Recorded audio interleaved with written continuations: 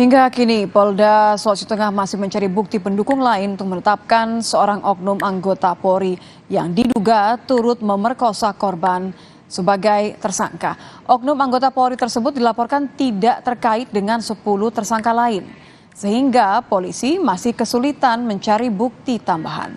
Polisi akan terus mendalami keterlibatan oknum anggota Polri dalam kasus pemerkosaan remaja berusia 15 tahun ini.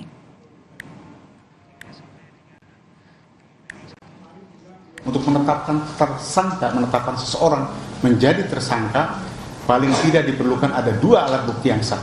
Kita akan tetap terus bekerja. Kita akan buktikan keterlibatan apakah benar oknum anggota ini terlibat atau tidak.